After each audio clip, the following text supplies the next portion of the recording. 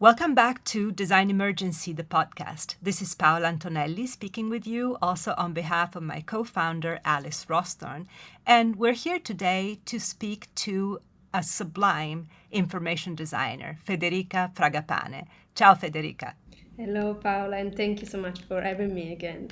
Federica is a sublime information designer. She trained in the same school where I went, so we're school sisters, the Politecnico di Milano, and she studied there information design.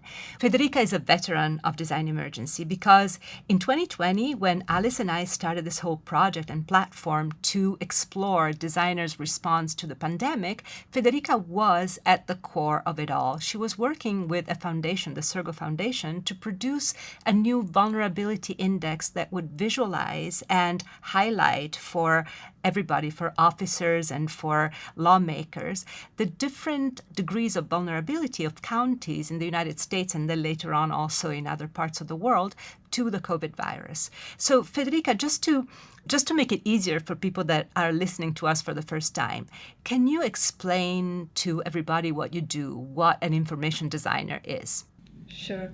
So I visually translate numbers, data, information into shapes, into visual shapes. And the goal is to make them more visible, to make them more readable, and also to use the numbers and to use the data to talk about topics. And this is my main goal, to let people read and understand complex topics. And indeed, the topic that we discussed when we first met was really complex. And, in a way, it was a way to get back to the beginning of visualization design. Many people think that visualization design was born with the snow cholera map in 1854, which is the map of London that kind of pinpointed where cholera began, where the epidemic began, just by putting together data and visualizing them on a map. So that vulnerability index that you made for Sergo Foundation, if you can describe it, and also, did it lead to any new insights? Did it help with the management of the COVID pandemic? So yes, the vulnerability index was an index that defined the vulnerability to COVID-19 according to different factors. And so the need from Surgo Foundation was to classify these different levels of vulnerability according to socioeconomic conditions, for instance, or healthcare by different states in the United States and by different counties. And so the need there was to provide patterns made of very complex and intricate intersections of data for decision makers. I really hope that it was helpful because it's something that we designed before the first wave of COVID in the US. Italy has already been hit by the pandemic, so I knew very well the urgency. And so I don't have access actually to how decision makers use this kind of tool, but I know that it was used to decision makers. I know that, and I hope that it had the impact that I was hoping to have when I worked on it. And then we also designed the same thing for Africa, for African countries. So this is how we developed a second version of it. It's really, data visualization can have very different outputs and responding to very different needs. This was one of the aspects I work on, creating something for decision makers to be used. That's what I like about the way you proceed with visualization design. I mean, in general, visualization design is about making visible what sometimes is invisible because of complexity. Yes, it's one of the aspects I love more about this job. Data visualization for me is always a tool that can have different goals, but it's never like the final point, it's never the final objective. It's a tool that has to serve to something, has to serve to be an instrument to take decisions, but also a tool to give a voice to people, like a tool to let people explore topics, discover topics, share topics. This is what I'm most passionate about. Artful, yes. Aesthetically pleasing, yes. A masterpiece, but also that serves the world and that adds something to it. So I like it very much. And you're incredibly prolific. You know, you have clients of visualizations from space trash to noise levels in cities.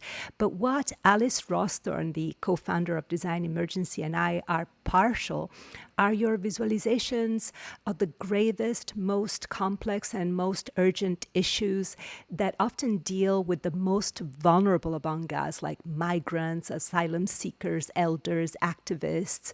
And you give them a face and you give them a voice with images that appear simply and seductive, but in reality, these simplest images contain universes. I would like now for you to talk about one of the most moving visualizations that you did in the past few years, which is Iran protests from the fall of 2022. Thank you so much for your words, first of all. I'm glad to tell the story about this project and the process and the reasons behind it. So I was following the news on the protests in Iran following the death of Mahsa Amini. She was 22 years old and she died in an hospital in Tehran. She died in custody of Iran's morality police, and she was arrested because of the way she was wearing the headscarf. I was following the news covering the protests. I was so enraged, I was so moved, and I was so full of infinite admiration for the women, the people who were so courageously protesting. I had some ideas in mind, but I was waiting to do something because I didn't know if it was the right time to do something, and I didn't know if it was my turn to do something. So I was waiting a little bit. And then one day I saw the Instagram stories posted by the designer Maral Pourkazemi. She's a colleague, she's a designer, she's an Iranian and German designer living in Europe. And through her Instagram stories, she was asking us, the people outside Iran, to do something. She was asking to spread the news. She was asking to use the tools we have, any tool, to help keeping the light on what was happening. And she was writing that people in Iran also needed that kind of support, needed the media coverage, and needed to not to feel alone in their incredible battle. She mentioned how important also a small act could be for them at that moment. So immediately after having seen her stories, I started designing. I had already in mind an image for some time. I had in mind this shape of the braid because one of the forms of protest from Iranian women was cutting their own braids, cutting their own hair to protest. And so I had this image of the braid in mind, and as I always do, I looked for data, I looked for numbers to cover topics. It's something I do. And the data that I found was the data, a very simple number, was the number of the people who had been killed since the beginning of the protests. At the time, it was in October, it was 133. And so I took that number and I visualized it. And I designed this braid in which each line is air, is one person killed. And then I posted online with a caption, with this more short text, and I posted online. And I have to say, I didn't have any plans. I just posted it. And I was so overwhelmed by the hundreds of comments and messages, private messages received mostly from the Iranian diaspora, Iranian people. They just asked me, please do it again. We also need this kind of information. I wasn't planning anything. I just posted the first image, but then the people who were involved, more or less directly, helped me in shaping it, helped me in shaping the project. I listened to their comments, I listened to their requests, and I would say I kept on working on it because they asked me for it. And for instance, I also changed some sentences and the ways in which I use words after their comments. And words are very important, I think. For instance, in the first one that I posted, I wrote 133 people died since the beginning of protests. And rightfully, many people commented it's not died, it's have been killed. And it's such a right comment to do, a right critique to do. And so for the second one, I changed the text. And I think that the words that we use are also very important. And then in the second one, that I posted, I then added a second kind of data, a dreadful one, that is the number of children and teenagers killed, because it was another data that I could access from the source, a new data that I could access from the source I was looking through. And so that I kept on posting because they were asking me to do it. And something that I also understood working on this project is that, again, I really see data visualization as a tool. And in this case, I understood that the tool found its meaning in being reshared every time to keep the topic alive. So the people resharing it were an essential part of the project. For me, it's important to say that the project creates this small community of people, in the sense that there were some people who consistently shared it and brought me so many kind messages, and I recognize them from their profile pictures. Maybe I know their faces, maybe I know them from an illustration in the profile pictures, but I will never forget them in the interactions that I had with them. You've always been very deliberate when we asked you about the visualization of complex data that belonged to cultures that were not yours, in particularly people of color. And you said very wisely, you said, there are many people from that particular, many designers from that particular community that could visualize that from their heart. So I'm going to stand back and wait. I like that, because the job of a visualization designer is also knowing when to speak. And you have almost like a double life, or triple life, I would say. You have your commercial, you have your not-for-profit foundations, from Atmos to Surgo to Publico. You have so many, and then you have your own work that stems really from your heart. So how can you keep it all going, and how do you balance your work? For me, of course, I'm an independent designer. I'm a freelancer, so for me it's very important to also work on commercial projects. But I have to say, I've always been very lucky, or at least I've been able to do a good selection of clients I love to collaborate with and I'm collaborating with. I wasn't expecting to be so privileged to be able to choose the clients I can collaborate with. I know it's a privilege. I know it's something that not all designers can do. But for me, it's very important. And it's very important to work on projects that maybe have an educational goal, divulgative goal, or that want to inspire and then want to bring awareness on certain topics. So also for the commercial side of my job, that is essential, because I have to pay rent and I need that part of my job. I know, I'm aware that I'm in a very privileged position in which I can choose the people I can work with. This for me is very important, because it's important that the reasons why I design, even when I design for commercial projects, are the reasons that I'm aligned with. And working on commercial projects then allows me to take some time and space to work on the things that I'm most passionate about, to work on projects that have no clients behind them, and that allows me to declare. At first, at the beginning of my career, it was also declaration. It was like, I want to work on this topic. I'm working on these topics because for me it's important, and I want to declare that these are the subjects I want to cover, and this is the approach I want to use. And now it's right. It's only I feel the urge to work about these topics. I feel the urge to do something. For the bread, for the Iran, I just felt the urge to do it. And as soon as I read these stories from these Iranian people telling us, okay, it's the right moment to do it, I was like, I started working on it in 1 second.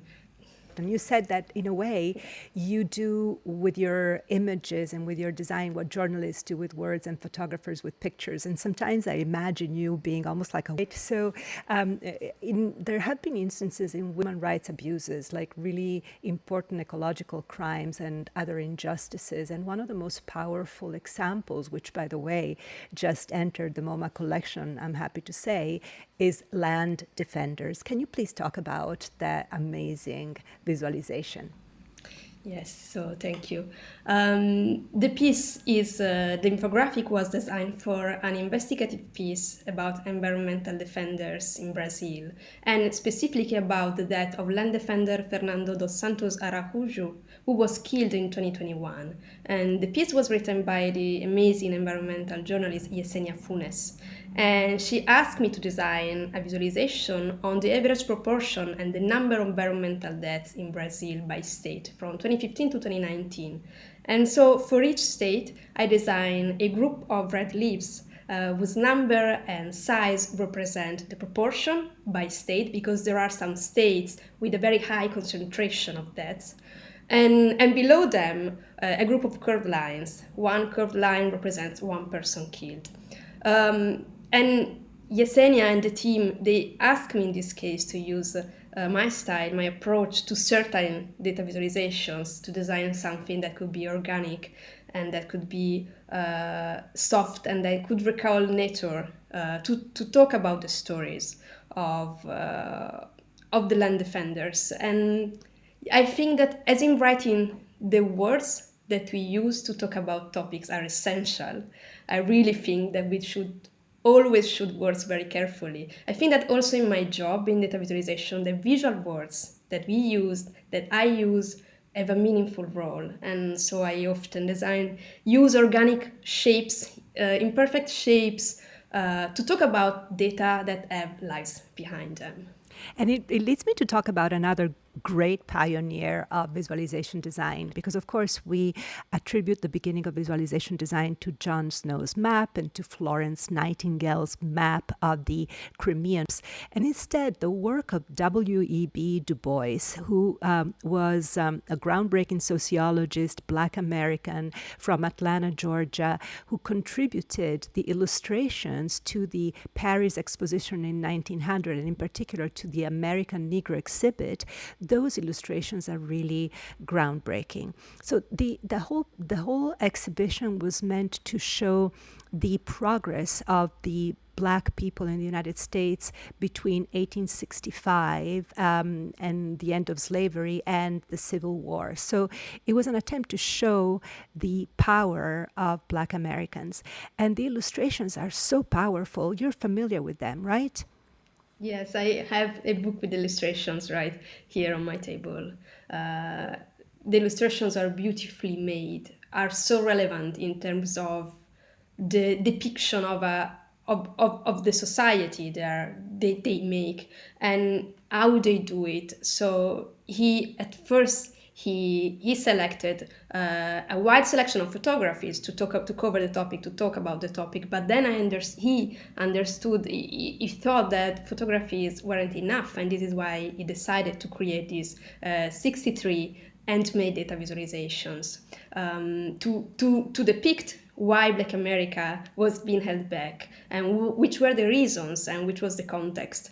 And I think that what makes them so relevant, one is a protagonist who's talking about what's happening. It's not an external point of view, even if, of course, he had the possibility to study and to access the tools to cover the topics. But it's not something that's coming from the outside, and I think this is very important.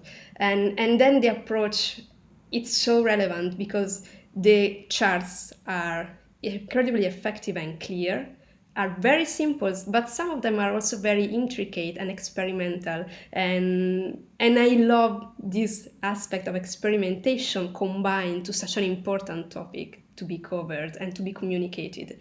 And then they're handmade, so they're accurate, they're perfect, but they have this sort of imperfection that it's given by the fact that they are handmade and makes them so warm and make the human side so visible. I think this is something very important that I found incredibly inspiring. And it's true because I know some people that actually had tattoos of the W.E.B. Du Bois illustrations because they're so compelling also as images. And this leads me to talk about you and also to one of your mentors, Georgia Lupi, who have been really advocating this idea of, Georgia calls it data humanism. You explain it with your own words, but it's about really bringing the human hand into visualization. Yes, it's definitely an inspiration. I started working with her in 2012. It was my first job. I worked at Accurate with her, and it was amazing working with her. And we really were super close because at the time Accurate was smaller than how it's now, and so we really had the chance to work a lot and to collaborate a lot. And I think that it's very interesting and inspiring that this kind of movement of being aware of the humanity behind the data, advocating for humanity, for the data humanity, is coming from women. I know that there are designers and activists and journalists who are really, really focused on this aspect, and I find it particularly inspiring. There is a phrase from Alice Rothstone book, which I was rereading some of her books recently, and I'm not able to quote exactly the phrase because I don't have the book under my eyes right now, but the sense is, if there is a new field, that is the space for women to innovate, because there are many fields in the design world that are always been in which men had always had were the majority. And so if there is a new field, there is more space for women's experimentation. Sorry, Alice, for how I misquoted it, but I really loved the message behind this citation. So great. It's Alice. Alice is always a great inspiration. But can you name any of these new writers or new designers so that people can go and research? Yeah. So, first designer Mona Shalabi. I mean, she's so famous because she recently won a Pulitzer. She's a data journalist, and her work is brilliant. I mean, I don't have to say that. Her urgency into communicating topics in such a clear and accessible way, but at the same time, always pointing out to how data are not neutral creatures is very, very important, and how imperfect they are and valid at the same point. I think it's very important. And then I really love the book Data Feminism by Catherine D'Ignazio and Lauren F. Klein. It's a book that I really, really recommend because it makes us question the data, the world of data, visualization, collection of data, why and how power access to data and how power use data. It's something that it's very important to talk about, I think. Yeah, the role of feminism in design is being discussed more and more, and it's becoming more crucial also to the destinies of the world. And this leads me to some of the most recent work that you have churned out. Of course, there are many, many different projects, but I would like to talk about the Migrant Rights Initiative and Let Afghan Girls Learn, two very powerful, very simple, very engaging visualization of two complex issues in the world right now. Yes, so let's start from the first one, so the Migrants Project. So it's Migrants' Rights Initiative. This is more on the client side projects, and it's closer to the vulnerability index because the need here is to provide patterns and to provide comparisons. So the project is the result of a collaboration with Sociopubblico and Cornell University, and it's a report which accounts for the protection of the human rights of migrants and implementations in 36 countries. So it's a comparison. And the researchers define a set of groups of rights, such as social rights, integration and citizenships. And for each group of rights, they have calculated the level of protection and implementation and the combination of both of them to provide patterns, to provide insights, and to make comparisons, because sometimes make comparisons is helpful to know where to intervene, know where there is work to be done. And the second project that you mentioned, it's another project that is I'm very, very fond of. It's about the situation in Afghanistan. And in this case, I visualized, and again, it's a project I just worked on because I felt the need to, and I posted it online. And it visualizes the number of days since the Taliban banned teenage girls from schools. When I posted it, the number was 500. And I usually work for the clients, I work with relatively large sets of data, making comparisons as for the Migrants' Rights Initiative. But sometimes only one number is enough, as in this case. And the number was this 500 days without education. And in this case, I wanted to give space and relevance to each single number, to each single data point. And I did some tests. I did some tests with curved shapes, the organic shapes that I usually use. I did some tests with irregular circles, in which one circle was a day, but I wasn't satisfied with it. And so I started to think back, okay, 150 days without access to education is a number that deserves to be counted. 1, 2, 3, 4, 5. So I decided to count the number of days using the words, because counting, writing, reading is what gives us access to knowledge, to culture. I was so lucky and so privileged that I was born in a country when I had the possibility of learn how to count, how to write, how to read. And this is why I use words. to count the days. So I created this spiral made of words from written words from 1 to 500. And then I put them on a spiral, and I wanted to show this terrible spiral increasing, spiral of words, in contrast with the negation of this basic human right. Visualization design is one of the most effective tools we have to understand and to manage phenomena and processes at all scales and levels of complexity, and also to let the world at large comprehend them so that everybody can participate in the process of living together, of democracy, and of building a future. So thank you so much for your great work, and until the next time. Thank you so much, Paola and Alice, for having me again. It's always such an incredible honor. Thank you. Thank you so much.